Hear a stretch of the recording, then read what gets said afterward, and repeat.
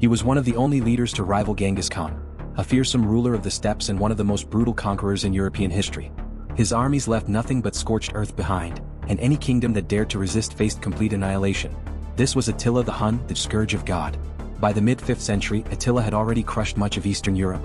Hundreds of kings had bowed to him, and now only one real rival remained, the Western Roman Empire. But Rome refused to submit. And Attila? He made it his mission to crush anyone who defied him. In 451 AD, Attila declared war on Rome.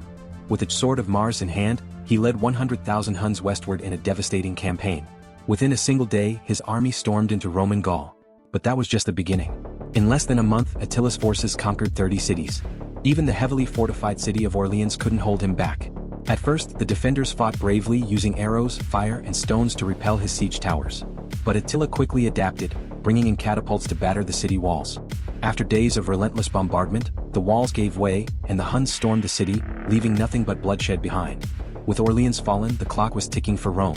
Desperate, the Roman general Aetius made an unlikely alliance with the Goths, offering them land in exchange for help. Together, they prepared for one of history's greatest battles, a showdown between the West legions and the East's nomadic warriors. Aetius led a 150,000-strong mixed force to a strategic high ground, ready for Attila. Meanwhile, Attila rallied his troops, delivering a fiery speech before leading the charge himself. The Huns surged forward like a tidal wave, but they ran straight into a Roman trap. As chaos erupted, Attila ordered his men to dismount and fight on foot. The two sides exchanged volleys of arrows. Then the Romans used fireballs to shatter the Huns' formation.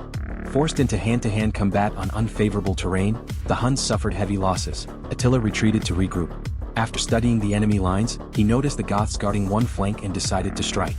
As expected, the Goths were no match and began to collapse. Seeing this, Aetius sent reinforcements to save them. But this was exactly what Attila wanted. With the Roman forces now split, Attila launched a second assault on the high ground. The remaining Romans couldn't hold, and their elite phalanx was shattered. Just as the Huns seemed on the verge of victory, Aetius played a dirty trick. He ordered the Gothic king killed. But this backfired. The death of their king enraged the Gothic soldiers, who charged at the Huns in a frenzy. Even Attila was taken aback by their intensity.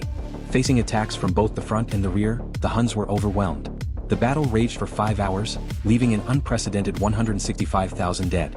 Even Attila's famed sword broke under the strain.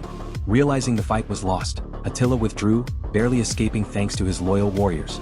This battle, one of the largest in European history, marked the end of Attila's unstoppable conquests. Beaten but alive, he returned to his base, where his ambition began to fade. In 453 AD, Attila married a Germanic princess. But on their wedding night, she gave him poisoned wine. The great ruler of the steppes, who had terrorized Europe, died in his sleep, ending the era of the scourge of God.